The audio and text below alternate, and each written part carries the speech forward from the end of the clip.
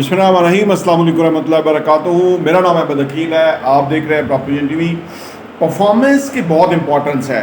इंसानों से कारकर्दगी लेना, इंसानों के मैक्सिमम आउटकम लेना, इंसानों को परफॉर्मेंस देना, परफॉर्मेंस को इम्पॉर्टेंस देना। अच्छी परफॉर्मेंस से बहुत कुछ हो सकता है।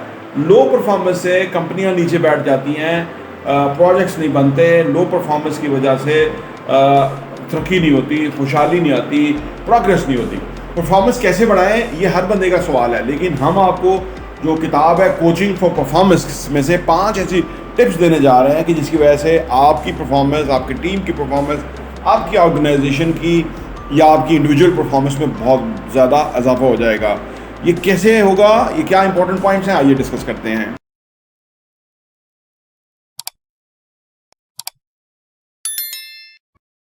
Welcome back. देखिए जी, 5 जो अहम निकात है ना कि परफॉर्मेंस कैसे बढ़ानी है कोचिंग फॉर परफॉर्मेंस बुक के अंदर। नंबर 1 है effective communication and listening. Performance बढ़ाने के लिए कम्युनिकेशन का बहुत बड़ा किरदार है। बल्कि बिजनेस में कम्युनिकेशन बहुत इंपॉर्टेंट है। प्रोग्रेस में, ग्रोथ में, तरक्की में, किसी भी चीज़ में परफॉर्मेंस चाहिए। टीम लीड करने में कम्युनिकेशन चाहिए, टीम इन्हांस करने में कम्युनिकेशन चाहिए, टीम के मसाइल हल करने के लिए, कस्टमर्स के लिए कम्युनिकेशन। तो इफेक्टिव कम्युनिकेशन जिसमें कम टाइम लगे, आप अगले की बात को अच्छी तरह से अंडरस्टैंड करें। फिर लिसनिंग बहुत इंपॉर्टेंट है। हम जो दरअसल सुन रहे होते हैं ना, हम सुन नहीं रहे होते। अगर आप गौर करें ना, आप अपने आप को ज़रा चेक लगाइएगा। आप कोई आपसे बात कर रहा हो तो आप सुन रहे होंगे, लेकिन आप 25% सुनने पे होंगे, 75% आपके जहन में कोई चल रहा होगा, उसमें आप होंगे। लेकिन अगर हम सही मानों में 100% नहीं तो 90%, 80%, 70% लिसनिंग कर लेना कि क्या बात कही जा रही है, तो जो बात कही जा रही होती है उसकी तय में एक और बात होती है। जिस अंदाज में अगला आपसे कम्युनिकेट कर रहा है, अगर आप सुनने वाले हों तो वो इशारे दे रहा होता है कि उसका क्या मूड है, उसका क्या जो मकसद है। यानी जो बोल रहा होता है वो मकसद तो नहीं होता, उसके अंदर हिडन एक मकसद होता है। तो इफेक्टिव कम्युनिकेशन चाहिए ज़्यादा परफॉर्मेंस लेने के लिए और या देने के लिए, और लिसनिंग, क्वालिटी लिसनिंग चाहिए सो दैट कि आप ज़्यादा परफॉर्मेंस का मुजाहरा कर सकें। नंबर 2 ये है जी goal setting and accountability. Coaching for performance किताब के अंदर गोल सेटिंग और अकाउंटेबिलिटी को बहुत इंपॉर्टेंस दी गई है। गोल सेटिंग हर कोई कर लेता है, लेकिन जब हम अपने आप को अकाउंटेबल बनाते हैं ना कि मैं गोल के ऊपर कितना काम कर रहा हूँ या कितना एम्फेसाइज कर रहा हूँ, कितना वक्त दे रहा हूँ, कितना एनर्जी, सलाहियत दे रहा हूँ, कितनी जो है ना वो मैं उस चीज़ के ऊपर जो है कंसंट्रेशन दे रहा हूँ। जब हम अपने आप को अकाउंटेबल बनाते हैं ना तो फिर हमारे गोल्स अचीव होते हैं। आमतौर पे गोल मुकर्रर कर देना और अपने आप को चेक ही ना करना, अपने आप को अकाउंटेबल ही ना बनाना, इससे मकसद हल नहीं, गोल हासिल नहीं हो सकते, अहदाफ नहीं अचीव हो सकते। गोल सेटिंग और अकाउंटेबिलिटी एक दूसरे के साथ हैंड टू हैंड चलता है, सो दैट कि अपने आप को अकाउंटेबल बनाएं कि भाई कैसे हो सकता है या क्या क्या कर रहे हैं, क्या इनपुट है जिससे आउटकम आएगी। तो नंबर 2 जो है वो इम्पॉर्टेंट चीज़ जो है वो है गोल सेटिंग और अकाउंटेबिलिटी, जिससे आप मैक्सिमम परफॉर्मेंस ले सकते हैं। 3 ये है कि जी empowering others. Coaching for performance के अंदर बताया गया है कि जब हम लोगों को एम्पावर करें, देखें कहते हैं कि अगर आपने करोड़पति बनना है तो अपने नीचे बहुत सारे लाखपति लोगों को बनाएं। अगर आपने अरबपति बनना है, आपके नीचे काम करने वाले करोड़पति होने चाहिए।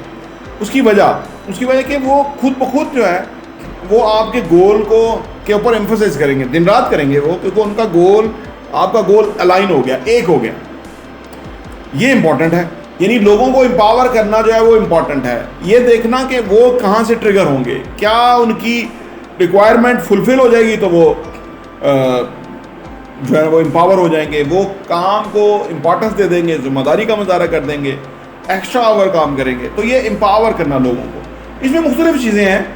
उनको इंसेंटिव दे के भी एम्पावर किया जा सकता है, उनको ट्रेनिंग दे के एम्पावर किया जा सकता है, उनकी काउंसलिंग करके एम्पावर किया जा सकता है, उनको गैजेट्स या उनका जो टेक्नोलॉजी ओरिएंटेड चीज़ें हैं वो दे के भी उनको एम्पावर किया जा सकता है। लेकिन अगर आपने कोचिंग फॉर परफॉर्मेंस की किताब के अंदर लिखा हुआ है कि अगर आपने परफॉर्मेंस बेहतर लेनी है तो फिर उन लोगों को एम्पावर करना पड़ेगा। नंबर 4 ये है कि जी फीडबैक और कॉन्टीन्यूअस इम्प्रूवमेंट। फीडबैक, जो भी हम काम करते हैं उसमें सर्टन फीडबैक दे, वो बहुत इंपॉर्टेंट होती है। कस्टमर जो बताता है ना, वो प्रोडक्ट कस्टमर के लिए, सर्विस कस्टमर के लिए, हमें तो अच्छी ही लग रही है, लेकिन कस्टमर की फीडबैक अच्छी या बुरी थोड़ी ख़राब, थोड़ी अच्छी, वो हमें और अपनी प्रोडक्ट को या सर्विस को बेहतर करने में हेल्प करती है। तो फीडबैक को जो है वो बहुत सीरियसली लेने की ज़रूरत है। अगर फीडबैक को अच्छी तरह लेंगे, परफॉर्मेंस में कई गुना इजाफा हो जाएगा। नंबर 5 ये है और आखिरी है कि जी लीडरशिप और मेंटोरिंग। परफॉर्मेंस लेने के लिए ना कोई लीडरशिप का ऐसा रोल होता है जिसकी वजह से लोग परफॉर्म करते हैं। लोग क्यों परफॉर्म करेंगे?